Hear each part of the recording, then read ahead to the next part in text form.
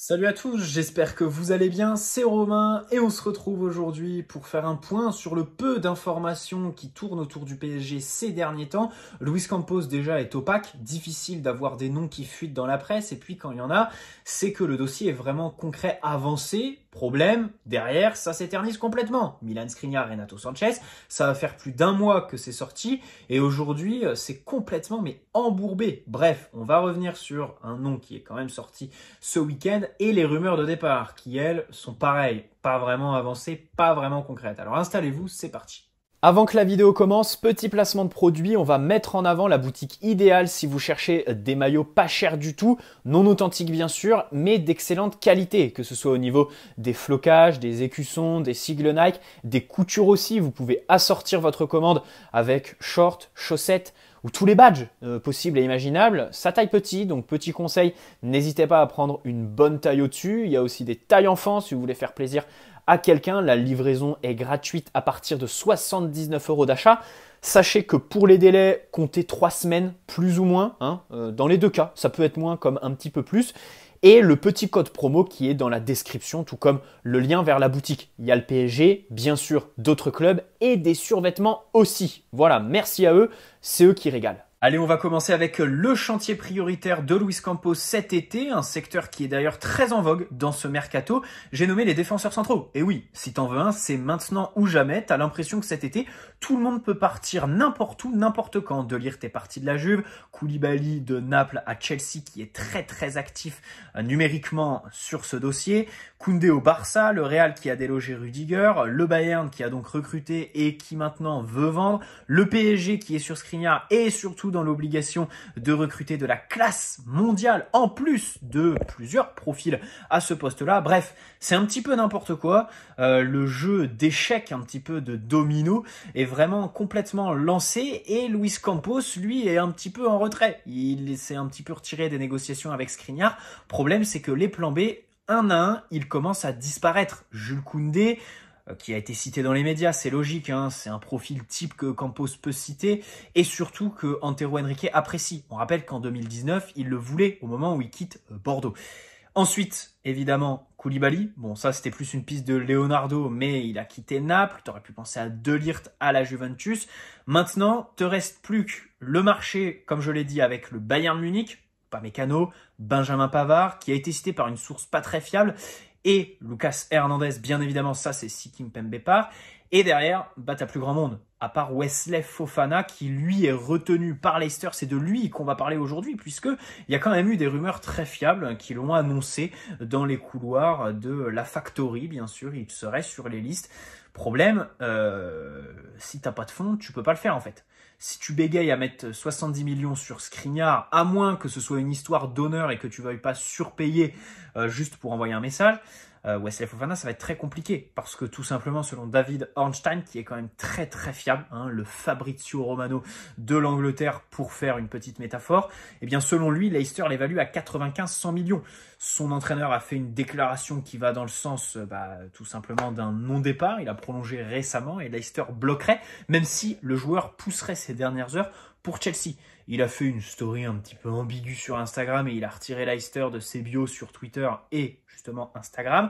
Et il intéresserait, selon Loïc Tanzi pour le journal L'Équipe, on rappelle qu'il a quitté RMC pour l'Équipe cet été, le PSG l'a dans sa liste en cas d'échec Skriniar. Donc là, tout de suite, ça sonne dans ta tête, tu te dis, c'est le plan B de Skriniar, mais le problème, c'est qu'il coûterait plus cher que lui, puisque selon Ben Jacobs, pareil, journaliste anglais, le PSG l'évalue à 65 millions.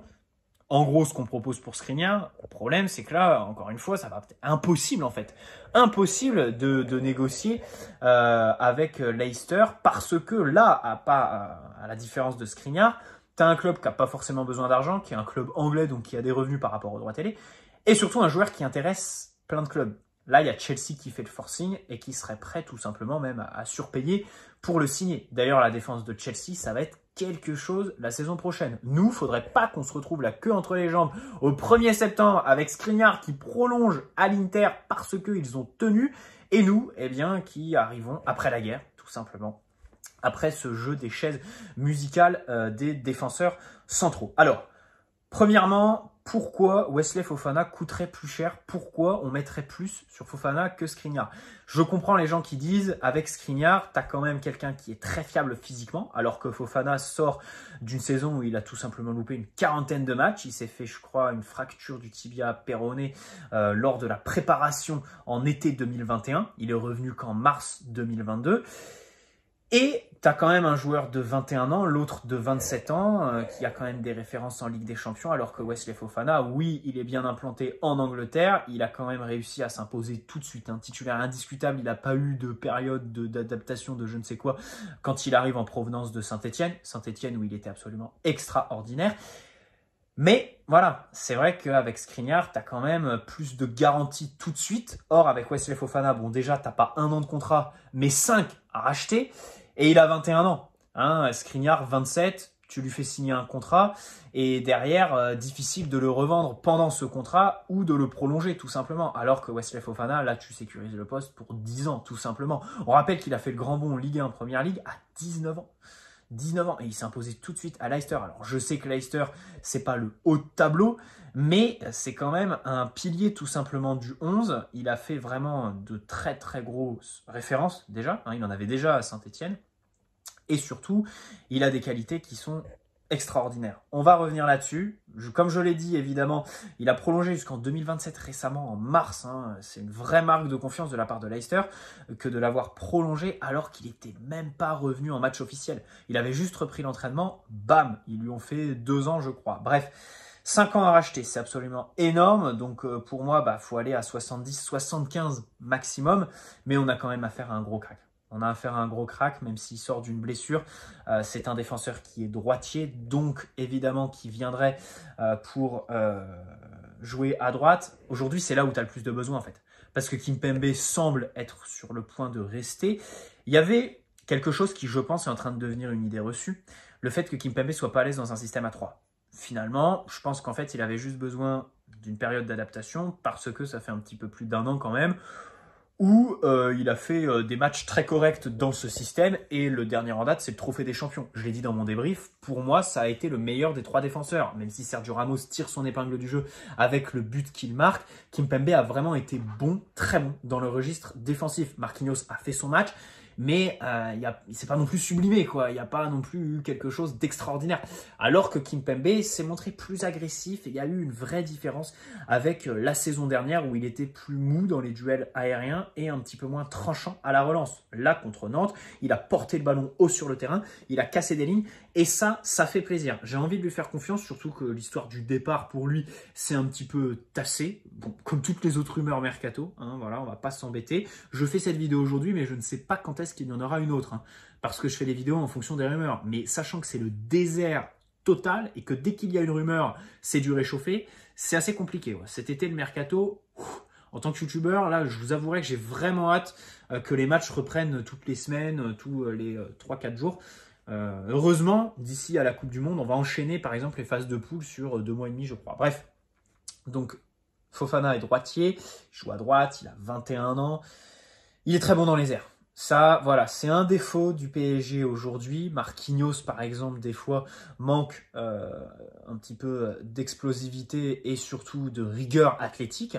Kimpembe, pareil, c'était son gros défaut la saison dernière. On espère qu'il va le gommer. Et puis Sergio Ramos, bon... Là, il y a eu un papier du Parisien qui dit que Ramos est un très bon relais, c'est vraiment devenu un leader du vestiaire et un relais pour Christophe Galtier. Ne nous enflammons pas non plus, même si aujourd'hui il est absolument titulaire en l'état actuel des choses. Abdou Diallo joue à gauche, Nordi Mukiele est arrivé plus pour concurrencer Achraf Hakimi et Thilo Kehrer est au rayon des indésirables. Là, plus que jamais, il faut recruter à droite de la classe mondiale.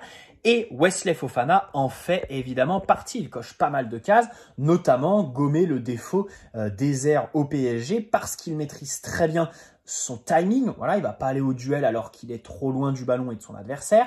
La puissance de ses appuis et de son extension de son saut, il est vraiment très très fort là-dessus. Il fait 1m90. Et il est aussi capable de reprendre les dégagements des gardiens adverses, mais surtout de t'apporter de la sécurité sur un autre registre, les centres, qui ont fait beaucoup défaut au PSG la saison dernière. C'était clairement notre premier plus grand défaut défensivement. Lui peut lire les trajectoires. a vraiment une belle intelligence de jeu pour se placer au bon endroit. C'est vrai que Marquinhos peine, Presnel Kimpembe a des sauts de concentration, Nuno Mendes c'est pareil, il est gentil, mais quand les centres sont au second poteau, c'est vrai que des fois il est un petit peu loin. Achraf Hakimi, idem, et puis Sergio Ramos, bon, c'est pas non plus à 36 ans que tu vas le réinventer, on sait très bien que c'est un défenseur qui a du vice avant tout. Wesley Fofana, lui, sait se placer, gérer avec sérénité et surtout combativité dans la surface. Donc ça, c'est le plus gros point que j'ai à signaler chez lui. Ensuite, il a de l'explosivité. Il est jeune, il est très très rapide dans les 1 contre 1. Vous l'avez compris, aujourd'hui, le défaut de cette ligne à 3, c'est Sergio Ramos à droite. Pourquoi? Parce qu'il est vieux, parce qu'il est un petit peu rouillé. Il n'a pas forcément beaucoup de rythme et il sort d'une saison qui ne le met pas forcément en confiance dans les 1 contre 1. On est dans un championnat, alors ça peut paraître difficile à dire, mais la principale qualité, on va dire, arme offensive de nos adversaires en Ligue 1, ce sont les ailiers. C'est vrai que c'est une particularité. Rennes, Nantes aussi en ont des bons. On a beaucoup de clubs qui ont vraiment des ailiers explosifs et qui vont te faire mal. L'année dernière, je prends Rennes parce que chez eux, c'était absolument flagrant. On concède beaucoup par les ailes dans les 1 contre 1. Sergio Ramos, c'est pas possible aujourd'hui de le mettre à droite en fait dans cette défense à 3. Il faut mettre Marquinhos. Ou alors, recruter tout simplement pour mettre Sergio Ramos dans la rotation sortie de banc. Wesley Fofana, lui, pareil. Alors là, ce serait le jour et la nuit entre Ramos, 36 ans, et Wesley Fofana, 21 ans, qui arrive de la Première Ligue, son intensité, son rythme, et surtout, la combativité qui est requise là-bas. Parce que il l'a. Pareil, s'il s'est fait apprécier en Angleterre, c'est parce que c'est quelqu'un qui va jamais lâcher, qui va toujours être très proche de son vis-à-vis, le suivre avec beaucoup de combativité, d'agressivité et de hargne. Ça, là-bas, évidemment, que ça fait que tu te mets les supporters dans la poche. Ça fait plaisir. C'est vrai qu'aujourd'hui, Marquinhos, c'est celui qui se rapproche le plus de Wesley Fofana dans l'effectif aujourd'hui. Il gère bien la profondeur. Wesley Fofana, il lit bien les trajectoires pour couper les lignes de passe. Ça, éventuellement, je crois qu'on est tous d'accord pour dire que c'est une case évidemment à cocher depuis le départ de Thiago Silva. La lecture du jeu, Kimpembe, c'est pas la première de ses qualités. Il faut qu'il défende en avançant. Marquinhos, pareil, c'est vrai que se tenir un cran derrière et être là, être au bon endroit au bon moment, faut pas trop compter sur lui là-dessus. Sergio Ramos peut-être un petit peu plus, mais pareil, en fait, c'est pas un registre de jeu qui est le premier, celui qui va mettre le plus à l'aise. Sergio Ramos, lui, Fofana est vraiment très très bon là-dessus. Et puis j'insisterai sur l'intelligence de jeu, parce que c'est quelqu'un qui a un très très bon timing au duel, qui met beaucoup de justesse dans ses courses, que ce soit dans l'intensité de ces dernières ou dans le placement, par exemple dans les 2 contre 1, aller se rapprocher très très vite au bon moment du porteur pour éviter, pour couper la possible trajectoire de passe vers le second joueur à gérer évidemment. Là-dessus, il est évidemment très très bon. Donc pour moi, on a un crack absolu. Si on peut mettre 75-80 millions, on les met. Maintenant, 95-100, ça commence à devenir un petit peu abusé. Et bien sûr, la question de sa longue blessure. Maintenant, il a que 21 ans. C'est vrai que tu recrutes quelqu'un qui arriverait complètement dans la fleur de l'âge en fait. Là, avec une vraie préparation. Est-ce qu'il va être pris pour la Coupe du Monde? Ça, c'est toute la question. Parce que sans sa blessure, aujourd'hui, il fumerait tout le monde en équipe de France. Par exemple, je le préfère à Jules Koundé, mais de très très loin en fait. Avec Skriniar, moi vraiment Skriniar, c'est mon coup de cœur de ce mercato. J'aimerais que ça se fasse. Donc, je ne vais pas trop m'avancer. Wesley Fofana, Skriniar, je garde quand même ma préférence pour le défenseur de l'Inter Milan. Mais c'est vrai qu'en plus, il est français. Alors oui, il est né à Marseille. Il a une grosse attache à l'OM. Ça peut évidemment faire que le joueur te donne pas la priorité, sa priorité, puisqu'aujourd'hui, il y a Chelsea qui est sur le coup. Ça peut faire capoter le deal. Tu as beau analyser pendant 10 minutes. Si le mec aime Marseille et veut pas les trahir, c'est comme ça. Mais moi, aujourd'hui, j'ai envie un petit peu de m'écarter de ça. On l'a vu avec Christophe Galtier, même si le marché des entraîneurs, c'est différent de celui des joueurs. Il y a beaucoup moins d'opportunités quand tu es entraîneur que lorsque tu es joueur. Surtout quand tu as 21 ans et que tu es Wesley Fofana. Voilà. Surtout quand, en plus, tu es en première ligue. Là où, évidemment, tous les mouvements sont permis et tous les grands clubs, évidemment, sont chauvins et vont aller piocher dans les clubs du milieu de tableau. À la différence du PSG, bien évidemment, parce que Wesley Fofana, c'est comme tous les autres. Comme Jules Koundé qui nous échappe en 2019, comme Saliba, comme Tanguy Kouassi, comme Tchouaméni, comme Kamavinga, bien évidemment. Le PSG ne va pas piocher en Ligue 1 même si aujourd'hui, avec Ekitike, on l'a fait. Et ça fait plaisir, bien évidemment. Et on espère que ça va continuer. Bref, j'espère que cette vidéo vous aura plu. Bien sûr, les infos sont fiables concernant Wesley Fofana, mais t'as l'impression que c'est pas du tout concret. Que c'est un petit peu du vent dans le sens où, oui, il est dans les papiers du PSG, mais Luis Campos, on sait pas trop ce qu'il fait, quoi. Il s'intéresse aux joueurs. Mais après, une fois qu'il faut parler avec les clubs, il est très ferme, trop ferme, jusqu'à éterniser les discussions. Moi, ce que j'ai peur, déjà, c'est que les deals capotent. Parce que c'est vrai que Milan Skriniar, si ça capote, il y aura des regrets. Aujourd'hui, sur le marché des transferts, je vois personne d'autre capable de t'apporter ce que lui peut t'apporter. Et puis surtout, j'ai très très peur qu'on nous fasse un mercato à la 2020. Alors là, on a déjà recruté 3 joueurs, vous me direz, 1 sur chaque ligne. Pas de problème. Mais il y a encore des priorités. La première d'entre elles, c'est vendre. Je suis d'accord. Mais en fait, j'ai peur qu'on se retrouve comme Leonardo en septembre 2020, après la finale de Ligue des Champions. C'est-à-dire, dernier jour du mercato, t'as pas bougé depuis 2 mois et du coup, tu fais des dossiers que tu bâcles un petit peu pour renforcer, satisfaire un petit peu ton entraîneur. Et au final, tous ces dossiers, ça s'enlise complètement et ces joueurs, sur la durée, t'apportent pas grand-chose. Moiskin, bon, il t'a aidé sur 6 mois. Après, il te fait 6 mauvais mois, le Covid long et surtout, il se casse. Tout simplement, t'es pas foutu de mettre une option d'achat dessus.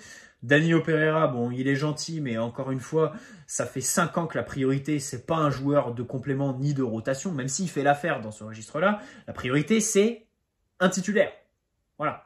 Ou au moins un jeune avec du talent qui s'acclimaterait très vite et qui serait un petit peu le nouveau Marco Verratti. Là, on peut parler par exemple de Vitinha.